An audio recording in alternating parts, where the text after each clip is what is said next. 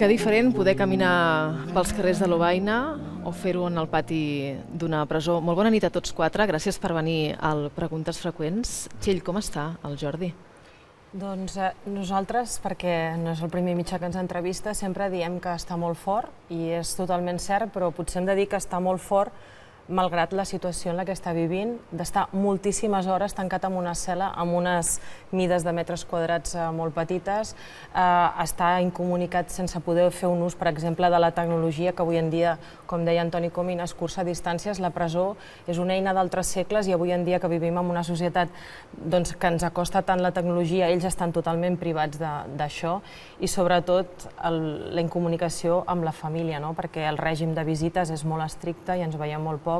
I malgrat totes aquestes circumstàncies adverses, té el cap molt clar, té molta energia, es sent molt bé i en pau amb ell mateix i fa tot el que pot per dur una vida normal dins d'aquestes circumstàncies. El Jordi Sánchez també està fort? Sí, el Jordi Sánchez està fort, però una mica el que deia la Txell, està fort malgrat l'entorn en què està. Ell està bé, ell és fort, el Jordi és una persona amb unes conviccions molt fortes i mentalment molt potent, molt fort, llavors aguanta. Tot i això, la veritat és que les circumstàncies són difícils i cada vegada és més difícil. Laura, tu avui vens directament d'Estremera, de visitar en Joaquim Forn. Com l'has vist? Com està? Sí. Home, aquesta trobada ha sigut una mica especial, dura, perquè han sigut molts dies i ell volia estalviar-li a la seva mare la visita. La mare tampoc ho veia clar, però han passat molts dies i vam veure clar tots plegats, i el Joaquim també, que hi havia d'anar. I malgrat que són homes molt forts, tenen els seus sentiments i els seus moments emocionals, i ha sigut una trobada una mica més complicada que d'altres. Quants anys té la seva mare? 84, una mica despistada, no entén absolutament gens el que passa. Ella ha passat d'un orgull de fill que encara el té, de felicitar-lo. Ella és estrangera, ella és de l'Equador, té a més nebots per tot arreu. Clar, el seu fill va gestionar la crisi més bèstia de Barcelona dels últims anys amb reconeixement internacional, la felicitaven, tenia com un orgull, i ara el veu allà, és que pobra no entén res. Camina justeta, el viatge és molt llarg i, home, la trobada ha sigut... Vaig intentar posar-hi allò de tripas corazón i va anar bé, i hem rigut i hem estat bé, però el contacte, home, ha sigut una trobadeta de les que, sí, ens en recordarem. Francesc, i l'Oriol, com està? Serè i molt pendent de seguir l'actualitat a través de, gràcies a les visites de tothom que els va veure i que els van posar al dia, de saber si finalment el país pot desbloquejar la situació que es troba actualment i començar a refer-se de l'aturada, diguem-ne, institucional que hi ha ara. El seu cap no para de pensar i, per tant, a moltes de les persones amb qui parla o que bé s'escriuen cartes els hi dona deures, els hi dona feines i els hi encarrega coses. Vull dir que ell està amb moltes ganes de voler estar amatent, seguint l'actualitat i de que tot vagi bé. Una actualitat que, com tu ara deies, Susana, estan aïllats. Aquesta nit no ens estaran veient, segur. No, perquè només poden veure canals espanyols. No, els hi explicarem que hem vingut. En el cas d'en Quim i de l'Oriol, estan a la mateixa cel·la. Ells comparteixen cel·la. Això els ajuda? Sí, els ajuda. El que passa que tots dos són homes molt forts i que fan molt de bulto i les cel·les són petites, però estan bé, estan bé. I han demanat que els donin cel·les individuals? Em sembla que han pogut ara demanar-ho. Això és una prerrogativa de presos especials que ja porten molt de temps i és de la direcció de cada presó. No ho sé, Joaquim ho estan treballant perquè s'han portat molt bé. No ho sé. Crec que la majoria de presos estan en cel·les individuals. Allà sí. A Estremera sí. I el seu cas, dir que té la doble visió, és a dir, es poden fer companyia, però alhora no deixa de ser un espai molt reduït i, per tant, que conviuen per sort molt bé. En canvi, els Jordis estan separats. Sí. Tenen contacte al pati o en algun espai de la presó? No, ara en el mòdul en què està ara el Jordi ja no tenen contacte. L'únic contacte que tenen només es poden veure quan els advocats els citen els dos i llavors es veuen els locutoris, però cada mòdul té un règim de les activitats comunes també i ara ja són incompatibles i ja no es veuen ni al gimnàs ni a missa que es veien abans, no, ara ja no. Com es gestiona des de casa, des de les famílies, no tenir el marit, no tenir el pare, no tenir el germà, el cunyat? Quines eines teniu per gestionar-ho això internament? És molt difícil de gestionar, una mica vius el dia a dia, no? Estàs com immers en una situació així com molt estranya, no? Com una muntanya russa, vull dir que passes per moltíssims sentiments, inclús al mateix dia, i és molt difícil gestionar. Jo crec que gestionem allò al moment, pràcticament. Des de que ens toca fer tots els papers que potser abans tenies com a parella repartits, a partir d'ara passen tots per tu. Des de decisions de coses dels fills a coses de la casa, absolutament tot, no? És que no només és una gestió logística del fet de que no hi siguin, és una gestió emocional, és entendre per què són allà, perquè ens pregunteu molt com estan, però la pregunta clau és per què són allà. Clar, hem de gestionar tot el tema legal, el tema mitjans, entendre'ns nosaltres mateixes on estem i quin paperot hem de fer, i no, fàcil no ho és gens. I el seu dia a dia també, perquè una mica ells estan allà privats absolutament de tot i qualsevol cosa que volen fer la fan a través nostre. Vull dir, com que són amb qui més contacte tenen i que sigui a nivell telefònic, és el que deia ell, no? Doncs et demanen adreces, que truquis, envia'm el reportatge aquest, de la premsa, qualsevol cosa passa per les teves mans.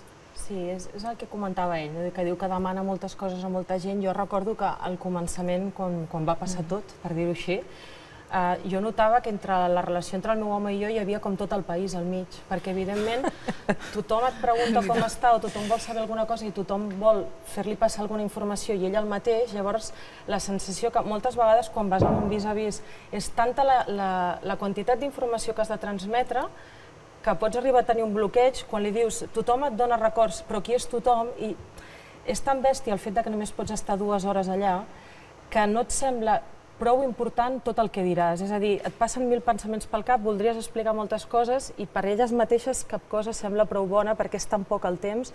I jo a nivell personal, quan deies com es gestiona, tinc la sort o la desgràcia, però és una sort, no?, que sempre he sigut molt independent, encara tinc un nen molt petit que no és tan difícil de gestionar com tenir 3 fills, i a mi el que em passa és que a cada segon que visc la meva vida quotidiana amb ell, que és una cosa tan maca tenir un nen tan petit, a cada segon tinc com una espècie d'home invisible al costat i estic veient tot el que s'està perdent. Jo el dia que el meu fill va dir per primer cop mama, a mi aquell mama em va ressonar tant que crec que va arribar a Soto del Real. I el dia que es va posar a gatejar, i el dia que va començar a menjar alguna altra cosa que no fos llet materna. I més aviat jo el que he de gestionar, que ho gestiono bé, és el pensar que el meu fill està creixent totalment allunyat del seu pare i que és en el moment en què es crea un vincle afectiu i que de moment el creem 2 hores al mes, aquest vincle afectiu. 2 hores al mes que és són quan les hi ha els visites del vis-a-vis. També ve a les visites a través d'un vidre. Fem 12 hores de viatge, 6 hores d'anar i 6 hores de tornar perquè el pugui veure 40 minuts a través del vidre quan fem les comunicacions setmanals. Un cop per setmana. Un cop per setmana. I llavors estem construint una família amb aquests bocins, que són les escletxes que ens dona el sistema d'una presó preventiva que fins i tot Amnistia Internacional diu que no és justa, que és desproporcionada, a part també dels delictes que se'ls acusa, però vull dir que no som només nosaltres que diem que aquesta presó preventiva és injusta i desproporcionada. És que justament les preventives han de valorar molt i ser molt estrictes a l'hora d'aplicar-se, però aquí els arguments és que no els pots agafar ni amb pinces perquè cauen, però allà estan. I a més això amb la incertesa de no saber fins quan s'acabarà aquesta presó preventiva o quan s'acabarà aquest internament. És que clar, amb els arguments que hi ha, doncs no ho sé, com que depèn dels escenaris de fora o del que pensis o deixis de pensar, que clar, no sé, hi ha coses que no les deixaràs de pensar, per tant, I l'escenari de fora tampoc depèn d'un mateix. Amb aquests arguments, moltes garanties jurídiques no sembla que hi hagin, però hem de pensar que sí, perquè si no, no ens podem agafar enlloc. És que jo crec que com a família una de les coses que més et matxaca és la incertesa aquesta que tu deies, no? Perquè no saps fins a quan, no saps com serà. Quan tu tens una condemna, saps el temps que serà, tu et prepares, et mentalitzes i més o menys saps el que et durarà. En el nostre cas, una condemna seria anar restant, en el nostre cas és anar sumant també, perquè nosaltres ells estan anant sumant dies d'una situació que no acabes d'entendre, no? D'una provisional que no acabes d'entendre. Teniu por que la gent s'acostumi o que fins i tot vosaltres normalitzeu aquesta situació i l'acabeu trobant com el més habitual? No. Home, vaja, por que passi això, no, perquè no passarà. És més, la gent hauria d'estar molt preocupada perquè passi això, perquè és que això és una vulneració de drets brutal, dels drets més elementals, i estan en perill els de tots, no només els d'ells que estan allà dins. Vull dir, tenim els drets fonamentals amenaçadíssims. Jo crec que com més dies passen, més crec que hi ha persones que... Jo sempre dic que el que està passant, com diu ella, és una vulneració de drets que no té res a veure amb un tema polític concret de la independència. Si tu només mires les interlocutòries que han aparegut, les seves dues, de primer un divendres i després un dilluns o un dimarts dels seus dos homes, és que encara que visquis en un altre país, només llegint, sense conèixer ni la realitat espanyola, crec que, sincerament, en comptes d'oblidar aquest tema, cada vegada es va fent més evident que hem de preocupar-nos tots perquè potser són els nostres homes, potser serà un senyor que fa rap de Mallorca o un altre en un altre lloc de l'indret, però espanyol, de l'estat espanyol, però s'estan vulnerant aquests drets d'expressió, de manifestació.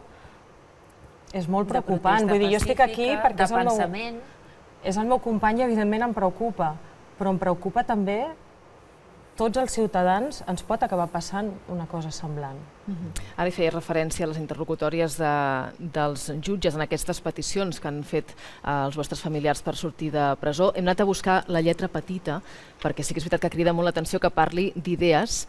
L'Ester Romagosa la tenim ja a la pantalla gran amb el resum de les interlocutòries del jutge Llarena. Ester.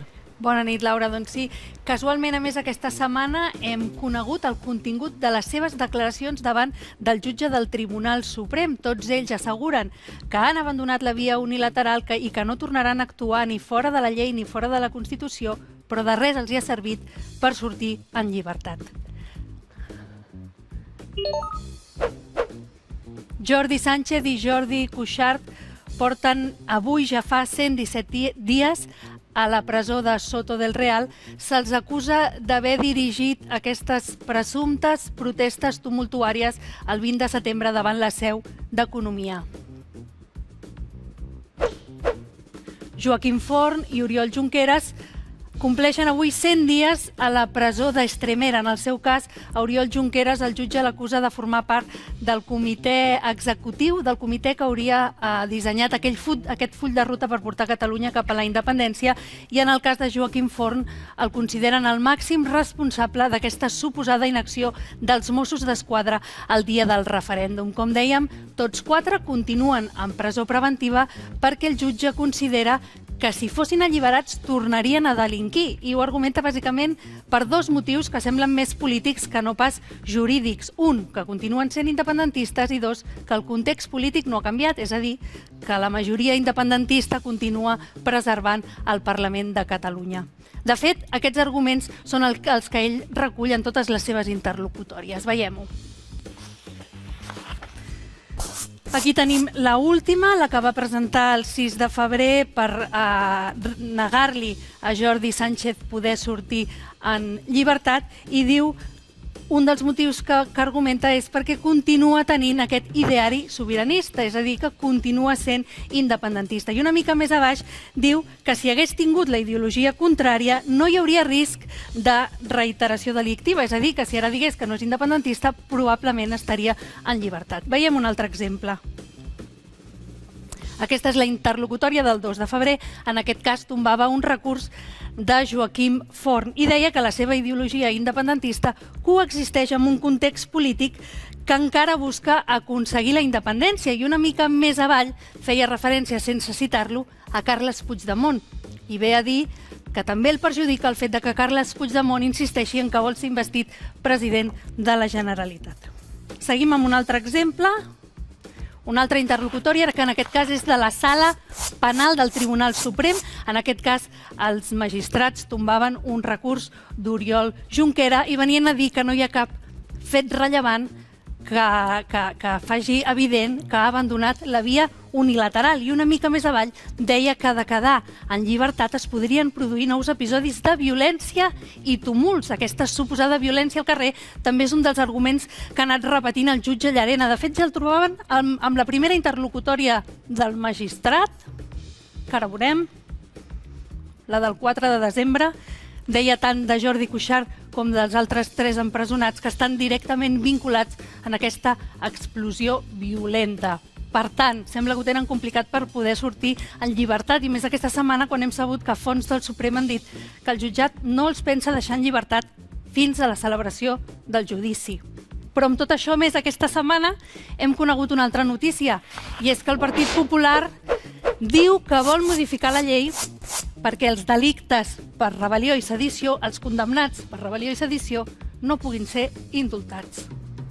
Gràcies, Esther. Quan veieu tot això, en el cas de les interlocutòries, no? Dels arguments que fa servir el jutge per no deixar-los sortir, per no aixecar aquesta presó preventiva, com us quedeu? Perquè, evidentment, no deixarà mai de ser independentistes, és a dir, ells voldran la llibertat del seu país i en aquest sentit... Però ni que fos així. Amb dret penal, tu fas, però no pot dependre del que facin els de fora o d'un escenari que hi ha a fora. Vull dir, no ho sé, jo trobo que la instrucció s'ha fet, de moment s'està fent molt malament, i amb aquests arguments, doncs, la llibertat de pensament és a la base i el delicte el dibuixen i l'improvisen cada dia. El Joaquim em diu, només que es llegissin les cartes que rebo, que de fet, com que ja la censura és tan gran, ja no vindria d'aquí, només que es llegissin les cartes que rebo entendrien que el país no és violent, que el país només té paraules maques, que només vol construir una societat en la que tots entenguem el marc jurídic en el que ens movem, que ara mateix no passa, i seria tan senzill com portar-los aquestes carretades de cartes i que se les miressin. L'estratègia per on passa? Per anar a Europa? L'última esperança perquè surtin en llibertat és d'Europa, el Tribunal Europeu? Bé, hem de veure quin recorregut té tot això finalment i com aquest delicte de rebel·lió i aquesta explosió de violència es demostra. És a dir, no sé quina sang, en quins documents es poden aportar per parlar d'aquesta explosió de violència i aquests tumults. Llavors hauríem de veure com es justificarà aquest possible judici, aquestes causes que se'ls imputen, com realment el relat acaba tancant-se i acaba justificant-se. Jo ho veig difícil, com també penso que aquestes interlocutòries que s'han escrit, on la paraula ideologia apareix tantes vegades, sí que potser s'hi arriben a un altre tribunal europeu, com dius tu, o si passa el temps, com diu Amnistia Internacional, que diu que demanen un temps per realment, que ara és a l'inici del procés i no poden posicionar-se, com acabarà tot això? Vull dir que potser serà lent, però a vegades les coses acaben caient pel seu propi pes perquè hi ha relats que potser durant molts anys no els pots aguantar, no? Jo crec que si fan la feina ben feta i la instrucció està ben feta i és justa i el judici és com ha de ser, això acabarà com ha d'acabar. Bé, no pot acabar malament. Passa que ells ara mateix els tenen com hostatges esperant a que es clarifiqui tot plegat perquè tot l'escenari que en part han provocat, no els hi agrada gens, però no ho sé, jo a la gent li vull dir que ara mateix aquí tenim una dictadura, ens està governant una gent que aquí no ens representa en absolut, que les eleccions han quedat últims i estan governant ells.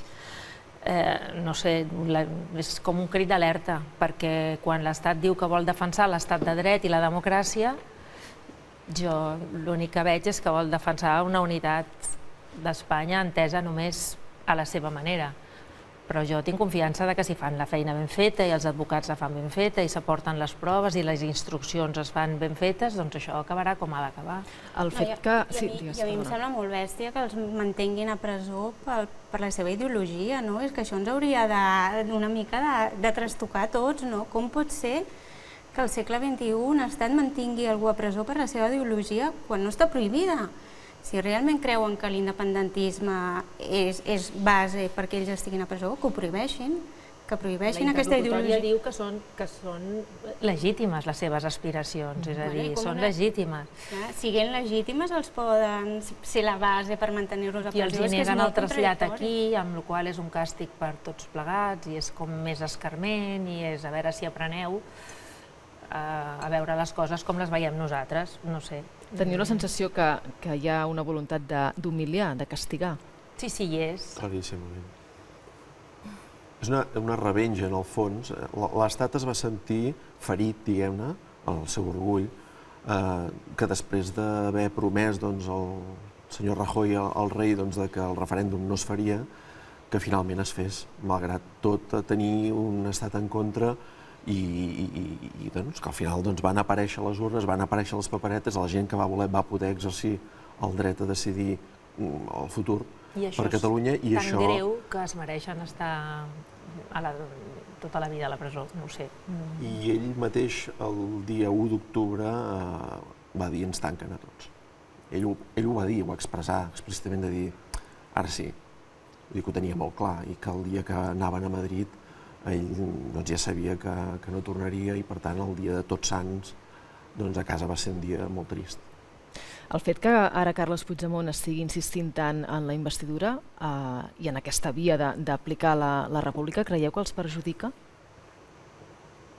Aviam, jo crec que l'escenari s'ha de clarificar perquè és bo pel país i és bo per tots i, òbviament, pels que estan a presó i pels que estan a l'exili. Per clarificar la situació és importantíssim.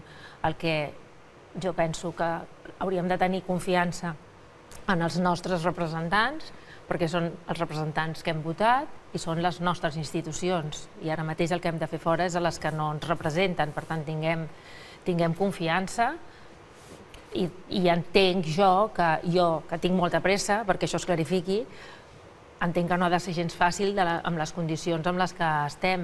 Vull dir, molts no poden exercir el seu dret de representació política amenaçats com estan que aquí 2 dies tindran inhabilitacions, amb gent que ha d'anar a declarar d'aquí 2 dies i no saben com acabarà.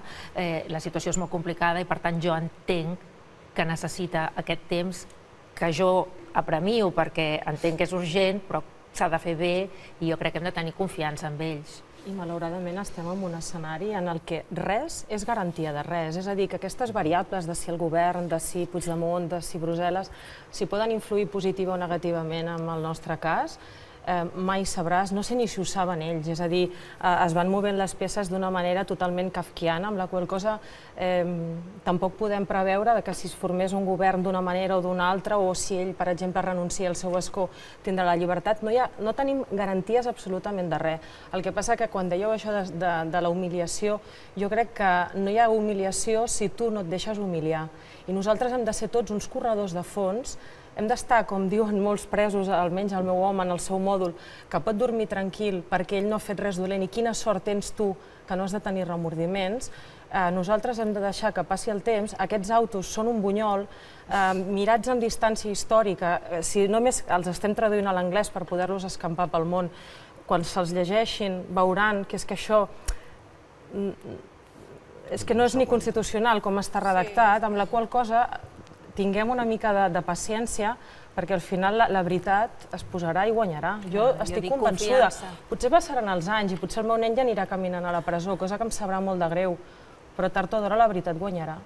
Jo dic confiança en els representants i confiança en nosaltres com a poble, també.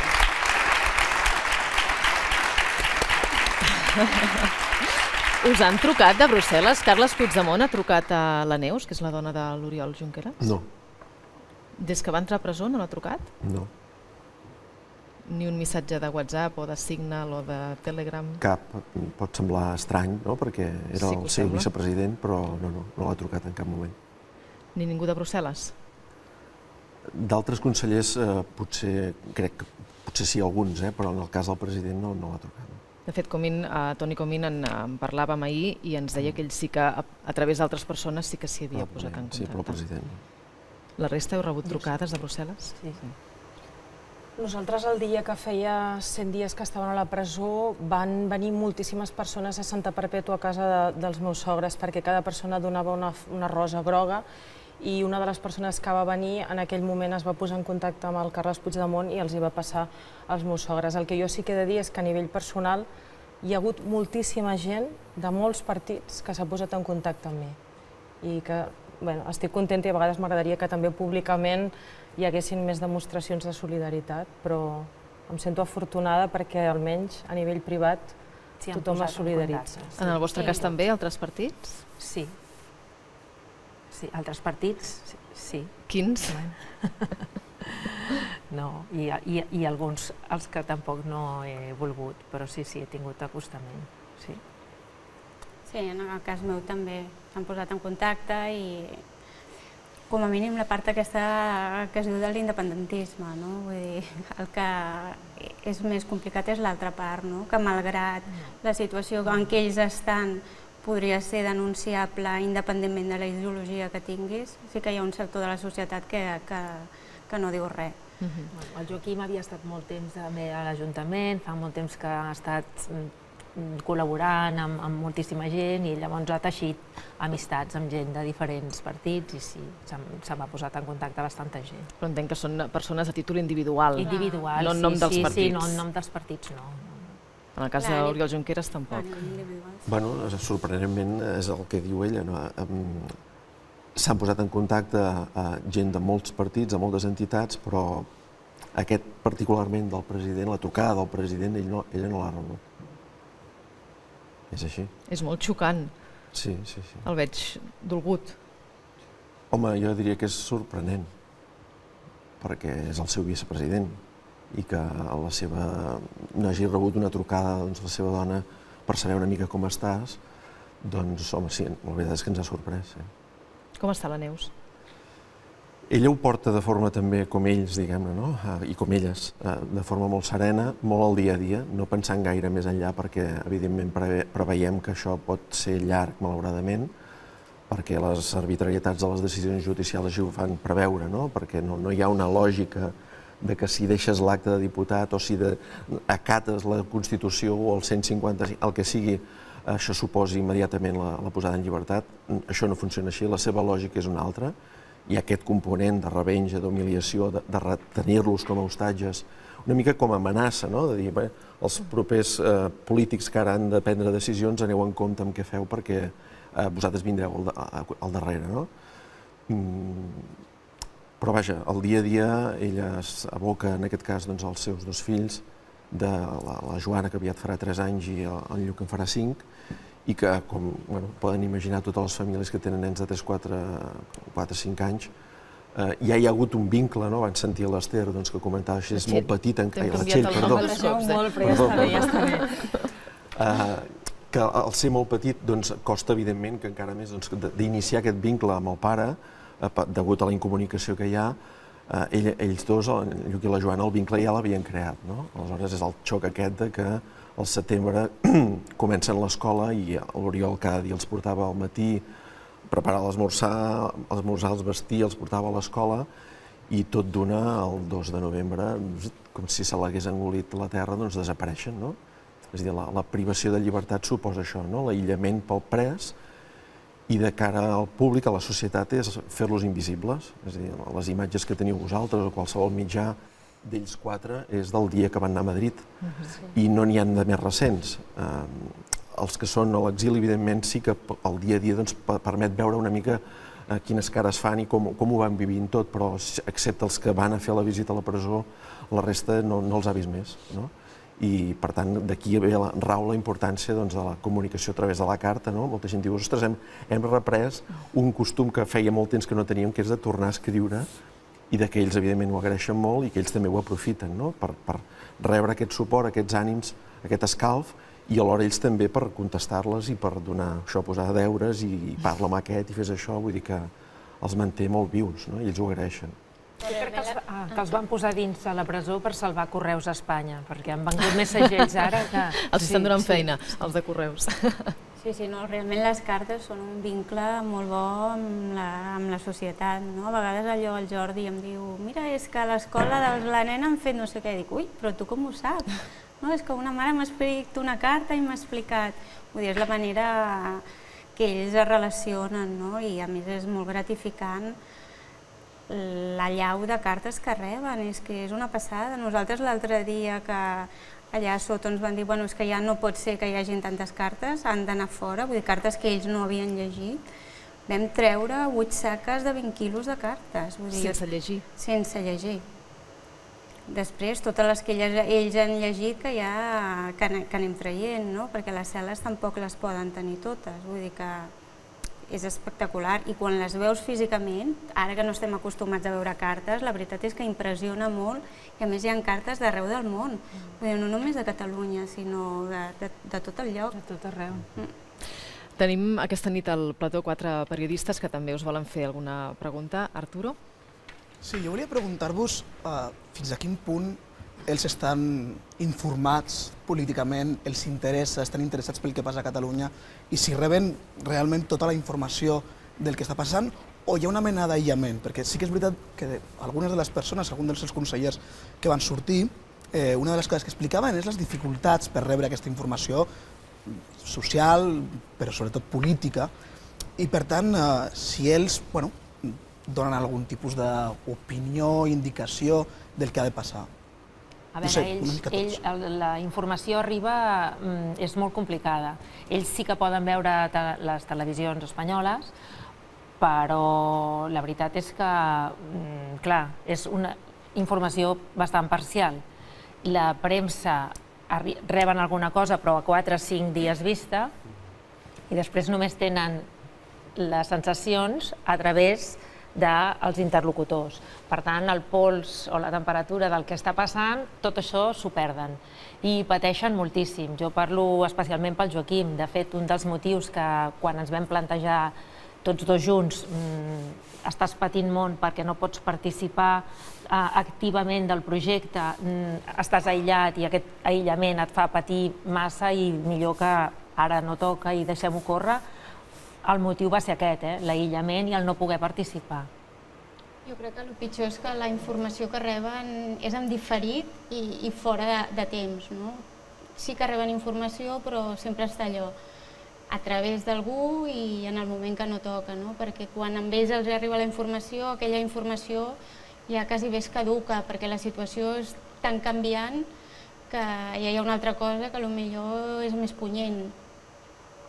En el cas, per exemple, del Junqueras sí que dona algunes, a vegades, algunes opinions. Les visites, sobretot, aquesta mateixa setmana, la del Roger, el president del Parlament, a tots 4, són aquestes les que permeten una mica fer-los arribar més al dia a dia. Acaba de passar això, ara estem pendents d'això altre, i és una mica la notícia més directa i que els posa al dia. Tota la resta, a excepció, lògicament, d'aquestes visites o de les trucades telefòniques, el que sigui a través de les cartes o a través de la premsa, evidentment, arriba més amb retard i a vegades els fets van canviant tant en pocs dies que el mateix tema de les cartes es podria fer un apunt, no? Com que n'en reben tantes, això col·lapsa el servei i aleshores en moltes presons, suposo, passa que decideixen que en lloc de fer-los arribar les 100 que arriben, els n'hi passen 20. Clar, si això ho fan bastants dies, vol dir que es van retenint moltes cartes que no els hi passen i que s'acumulen sense llegir i, a més totalment desordenades. I això provoca una desorientació. És a dir, ells poden rebre una carta d'una persona que la va escriure la setmana passada, però aquesta mateixa persona va escriure una carta fa 2 mesos que encara no li ha arribat. Llavors les reben desordenades. I com diuen ells que el dia a dia a la presó cada dia s'assembla molt, és a dir, no hi ha un dissabte, cada dia és molt igual. La pèrdua d'orientació temporal, la desorientació, doncs hi és. Segurament volguda també en part, però la visita o el contacte telefònic és el que més directament els permet situar avui ha passat això, estem pendent d'això altre i sí, està en el cas. El que puc afegir per això és que al principi sí que notava una mica aquest decalatge. Per exemple, als diaris els arriben a vegades una setmana més tard, tant l'Avui com l'Ara els envien o molts retalls de premsa que nosaltres, per exemple, els hi enviem.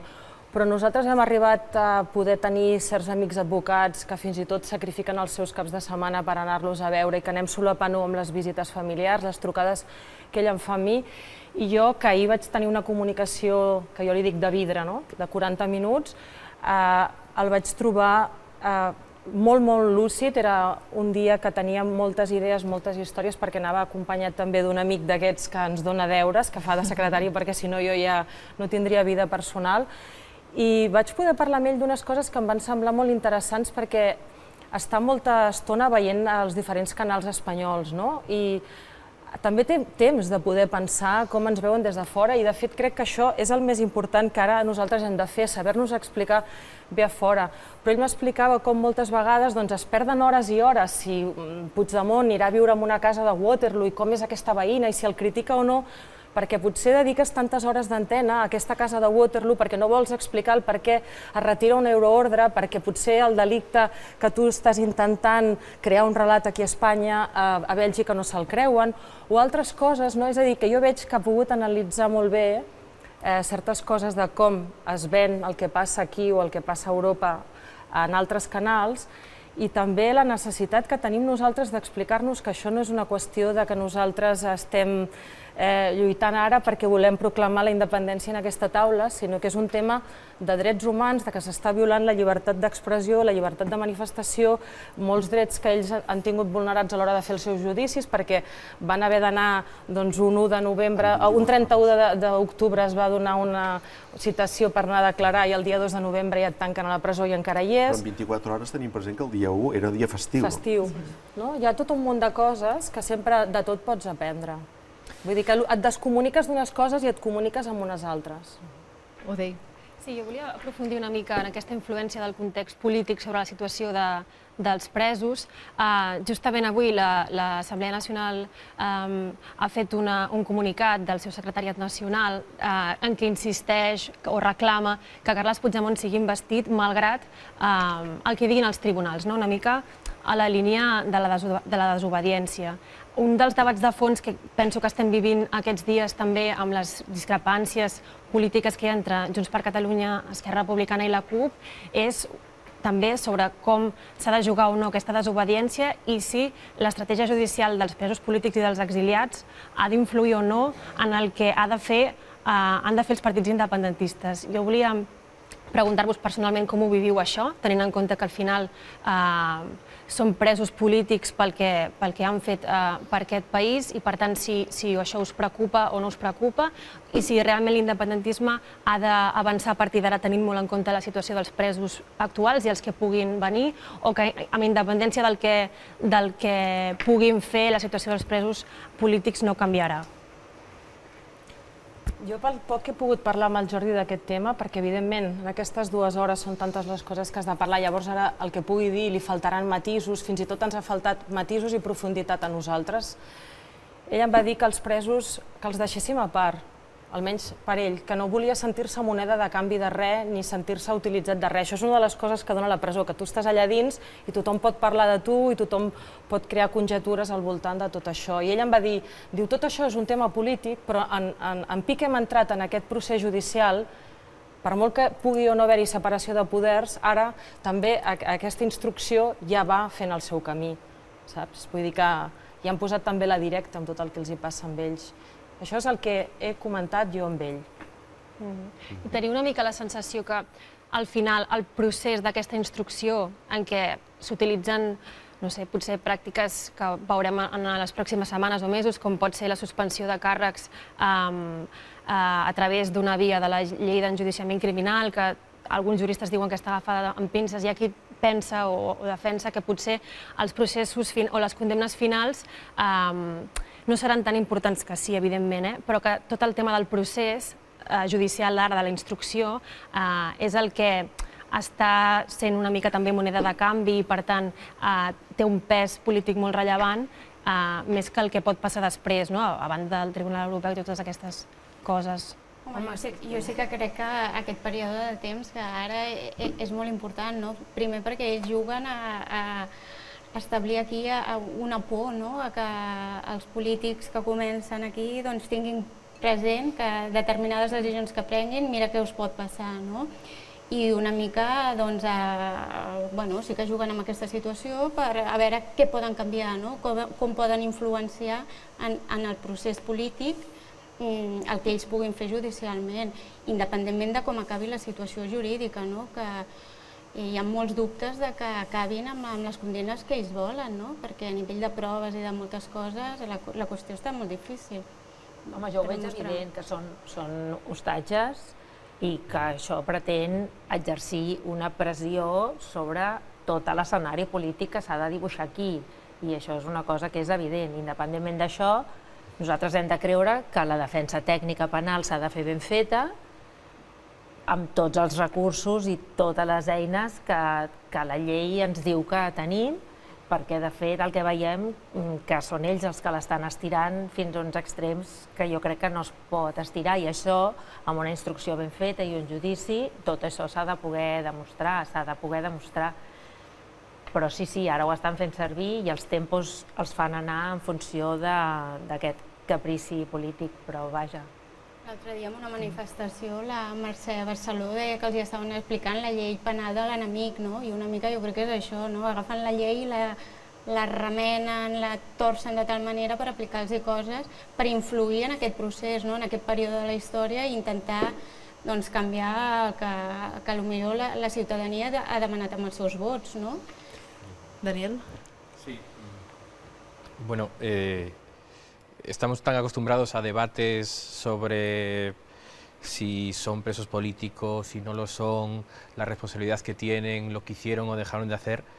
Y claro, cuando vienes aquí y os escuchamos, ¿no? Para vosotros no son ni el diputado ni el conseller, sino que los llamáis por su nombre propio, ¿no? ¿Qué fundamento del derecho se puede oponer a una madre que cría a su hijo solo, ¿no? O a una esposa que no ve a su marido? Y está claro que, aparte de todas las disquisiciones y debates que podamos tener, ustedes lo están pasando muy mal y ustedes no tienen nada que ver en este sentido con esos otros debates, ¿no? Y eso es algo común a todo tipo de presos, ¿no? Que estén en prisión preventiva, que tengan una sentencia firme, que sea por sedición, por rebelión. Yo les haría dos preguntas. Una, hemos visto que en las últimas semanas, cuando han declarado, hemos visto lo que nos ha parecido cambios de posición. Por ejemplo, en el caso de Joaquim Forn, pues hemos leído que él ha dicho que si su partido sigue por la vía unilateral, él se bajaría del tren. Es decir, hemos visto como otras versiones que son diferentes a lo que sabíamos. Querría saber si eso es simplemente una estrategia de defensa o si ellos han cambiado de opinión. Y en segundo lugar, pasando todo lo que ha pasado, ¿ustedes les habrían recomendado a su cuñado, a sus maridos, que se hubieran desvinculado del proceso antes de que pudieran ser objeto de investigaciones o de prisión preventiva? ¿Les hubiera gustado que fuera así? Yo personalmente la prisión es una cosa que no le deseo a nadie, ni a mi peor enemigo, que no tengo ninguno por suerte, porque yo lo que no tengo nunca es ni odio ni rabia, pero siempre he respetado mucho las cosas que hacía mi compañero, y cuando tú quieres a una persona, sobre todo el punto número uno es que no tienes que cambiarla en nada, al contrario, tienes que aceptar sus decisiones en la vida, y por suerte teníamos una vida que respetábamos cada uno lo que hacía. Con lo cual, o sea, bueno, en todo caso le diría si viera que fuera a hacer alguna cosa con violencia o atacar a alguien, eso sí, que quizá le hubiera dado el consejo que se apartara, pero como ha sido siempre una persona de convicciones pacíficas, no tuve la necesidad de darle ningún consejo de que se bajara de ningún carro. Después, realmente el tema de la defensa, de las declaraciones, no puedo entrar ahí porque es el trabajo que hace él con su abogada, pero sí que hay una frase que se me ha quedado muy grabada de las que han trascendido de estos audios, que decía, creo que es como la última, ¿no? Que decía que no puede haber ningún referéndum que no sea el pactado o el que organice el Estado. Y yo, escuchando un poco toda la declaración, o sea, me daba cuenta que sí, que era una cosa evidentemente a toro pasado, porque viendo lo que pasó en el referéndum, sabiendo que iban a hostiar a la población catalana, supongo que no te vas a arriesgar nunca más a hacer eso sabiendo que van a haber esas reacciones, con lo cual solo podrá haber un referéndum si no tiene que correr peligro nadie, que sea el que lo organice el Estado o pactado con el Estado. O sea que esa frase se me quedó grabada por eso, ¿no? Porque de la manera como lo decía él estaba totalmente a posteriori. Però hi ha una cosa que a mi m'agradaria destacar, és que nosaltres donem una mica per fet, com si aquesta presó provisional fos una cosa normal. I això és una cosa molt excepcional. La llei preveu moltes mesures anteriors abans de la presó aquesta provisional. Vull dir que no és normal que ells estiguin, pel que ha passat, en presó provisional. Per tant, una mica no és la conseqüència de les seves accions, sinó que l'Estat ha portat les coses amb unes mesures, amb una situació desmesurada. Vull dir que era difícil també preveure potser que arribarien aquests extrems de repressió tan bèsties, tant a l'1 d'octubre com amb ells a nivell particular. Fem una cosa, fem una pausa per publicitat i seguim parlant. Ara tornem.